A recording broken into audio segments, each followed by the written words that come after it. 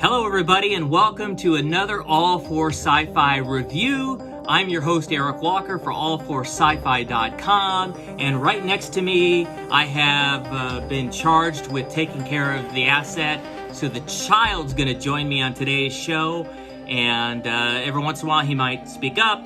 I can't control the child, so when he does that, we better listen, because he's got some pretty powerful force abilities, so we got to be careful.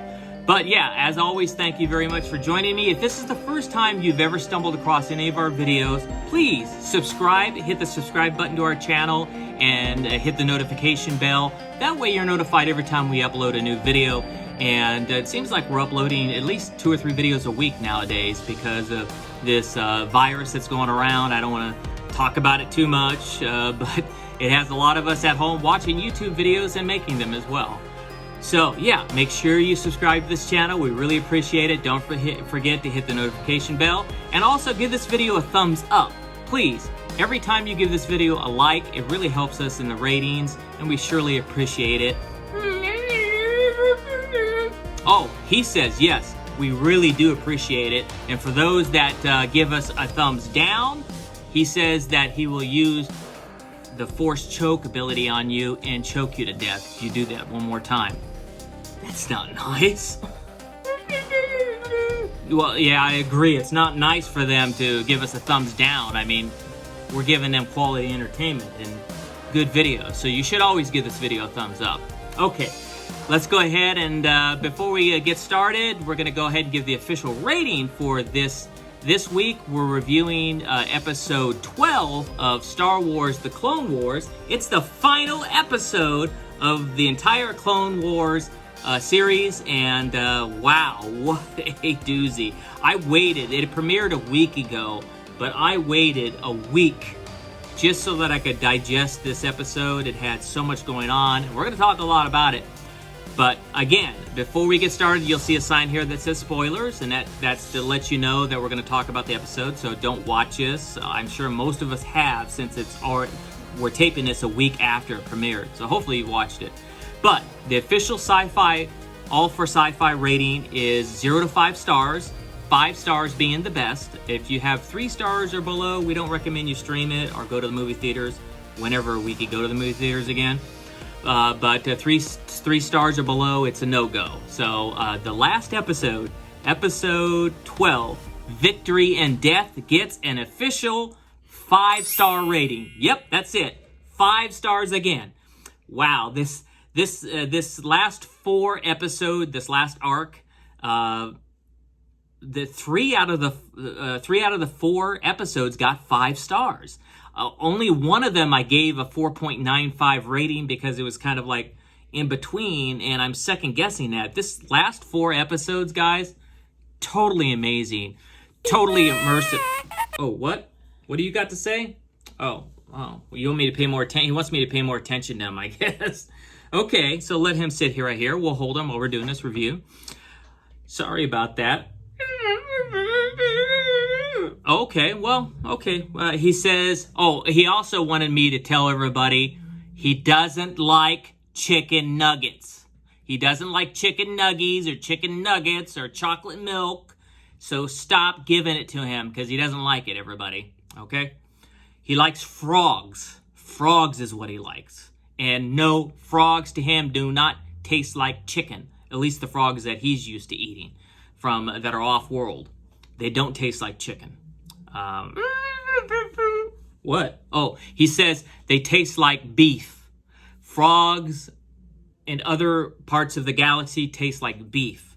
So maybe you could give him some beef nuggets or whatever. Okay, so let's go ahead and start talking about this week's episode. Thank you for joining me, by the way. Okay. Okay, so this week's episode pretty much left off where the last episode was. We have Ahsoka and Rex. They're inside the medical bay, and the other clones are trying to still break in. And forgot to tell you guys about spoilers. I already started. Woo! Boy, I'm just like all over the place on this week's episode. Great, huh? Hopefully it's entertaining. So yeah, you see the sign that says spoilers here? We're going to talk about the episode, and I forgot to tell you. So, okay, so as they're trying to break in and get to Captain Rex, Commander Rex, who says something very funny I'm going to talk about in a minute. As they're trying to get into Commander Rex and Ahsoka, right, she says, wait, and then she uses her force powers, and right as they're coming through the door, she takes the door and throws it back with her force powers, and it knocks them down to the ground. And by the way, the use of force powers in this episode, top notch, Dave Filoni. You really used it to the hilt in this episode. So they take off, and before they do this, after they do this, we see Darth Maul as well. Darth Maul, comes into a room and he does the old Darth Vader force choke. What? Oh, I'm sorry. That's left for you to do it. He does the child says he does the Darth Vader force choke on some of the clone troopers. By the way, he says he's going to force choke anybody that doesn't give this a thumbs up. He just told me that too. So he does that, and it just seems like every clone trooper he runs into, he either force chokes them or he throws them to their death doing something. And then he goes into this room where the hyperdrive reactor is and starts using his force abilities to pull it apart. And he basically totally destroys the hyperdrive reactor. This incredible scene, and sparks going all over the place, and he throws it on a whole batch of regiment clone troopers that are coming at him, and they fall down to their death. And wow, what an episode! It's pretty amazing to see Darth Maul wreak havoc, and Ahsoka was right on the money by letting him go. And that's the other thing. She tells Commander Rex that she let Darth Maul go, and he was kind of surprised, but that she did that. But she has a reason, so he accepted it. So after they do that, they decide that they go to try to go into where the hangars are so that they could go get her ship and leave. And as they're doing that, they find out that the hyperdrive reactor is no longer existing. And when they open the hangar bay, they also find out that they're going towards a moon. So they're inside. They're about ready to be, by the moon's gravity, they're being sucked into the planet. So they need to hurry up. But as they're opening the different hangars, guess what? An entire regiment of clone troopers led by Jesse show up down below them, and they see that they're up above them, and they're trying to figure out, well, what are they going to do now? There's too many of the clone troopers down there. How are they going to get out?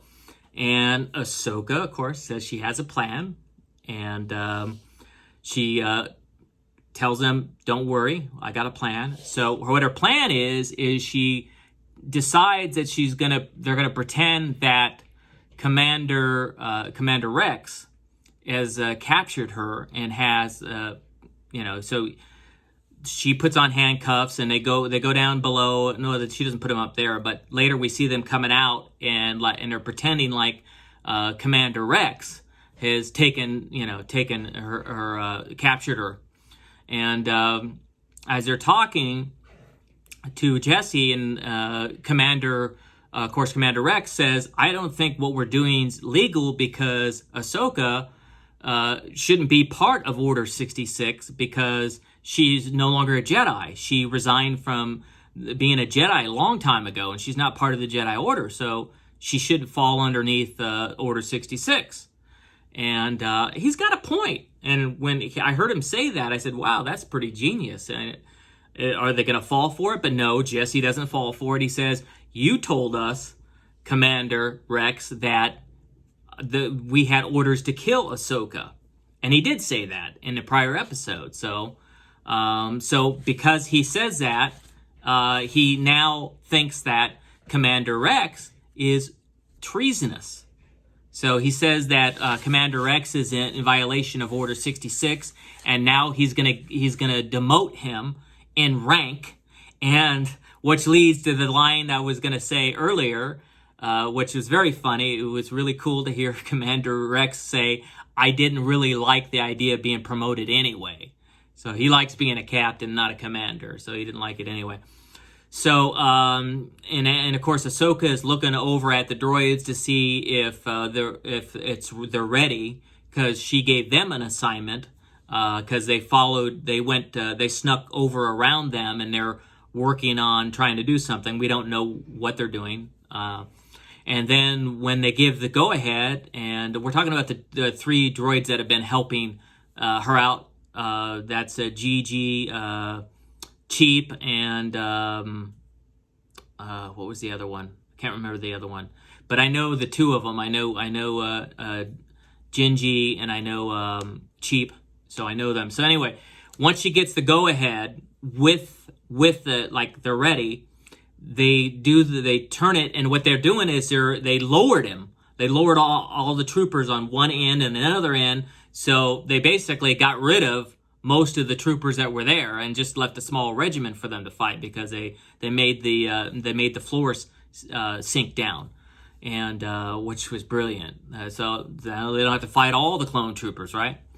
So once they do that, and they start battling it, Darth Maul, by the way, sneaks in before this happens, before they get the go ahead, and he takes off, and as they're it's all happening simultaneously, by the way. As Darth Maul's coming in, as they're lowering it down. So Darth Maul ends up getting in Ahsoka's ship, and Ahsoka tries to force pull, and she grabs the ship and tries to hold the ship, but there's too much fighting going on, so she has to let Darth Maul take off in her ship. So now they don't have a way to get out. So not only do they got to figure out to get out of this predicament with all these clone troopers they're fighting, they got to find another ship to get out of this, because they're this thing is hurling towards the moon. We don't know what moon this is, by the way. They never say what the moon is, so we don't know what system they're in or what moon they're on. I know there's a lot of speculation about it, but anyway, right at the last second, they ended up finding a small ship, and Captain Rex, who's now been demoted, takes off, and Ahsoka says, go, or whatever, and then she's doing her little magical thing. She's jumping around, and there's this great scene where he's trying to go through all the debris and let her jump into the ship, and it's just brilliant. I mean, every ounce of this episode is just incredible, especially when Ahsoka's trying to, Captain Rex is trying to find her through all these debris and stuff as they're going towards the ground on the moon. It's just incredible. Eventually she was able to jump around on all the debris, and she was able to make it and get inside the ship, and she's okay. The rest, the huge Star Destroyer pounds into the ground, and it kills everybody that was on it, for sure. All the clones, Jesse, everybody. No one's going to survive something like that. In fact, after that happens, we see, Captain Rex and Ahsoka. They went ahead and grabbed all the helmets or whatever, and gave all the clones a proper burial, and that was a very emotional, great scene. Seeing Ahsoka let that go, and she has the lightsabers that Anakin gave her, and right at the end, she looks up and she sees the bird, the Force bird, from a prior episode. A couple people mentioned it. That's another sign. And she drops the lightsaber into the ground because she's so devastated emotionally that all her people that she's been with, fighting with all these years in the Clone Wars, her Ahsoka regiment that it had the helmets painted to look like her, they're all gone. It was very emotional. Wow, what a wonderful scene. And the thing, again, this entire 4 episodes, you could just play these episodes and not know anything about the Clone Wars, and it would play like a movie. It's so good. It's so good. It's like, especially this last episode, I forgot I was watching a cartoon. It was so good, I thought I was watching a live-action movie. So my hat's again off to you, Dave Filoni. You nailed it. You took it home. You saved Clone Wars for all of us. We thank you for that. Thank you, Kathleen Kennedy. Thank you, Disney Plus, for as well saving it. So, and right at the end, we get the best part. Guess who shows up? We were all waiting for it. We all thought it was going to happen, but it flashes to the future, and it looks like maybe we're in the future, like in Empire Strikes Back, because that same.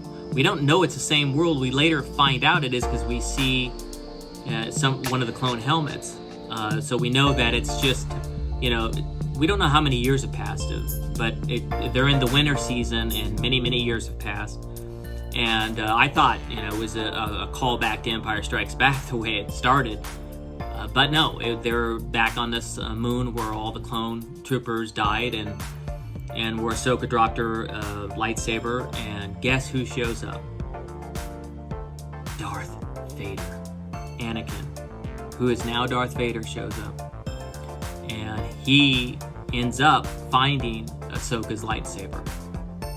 And I think that to him that was a bit of closure. And I think he thinks Ahsoka's dead at this point.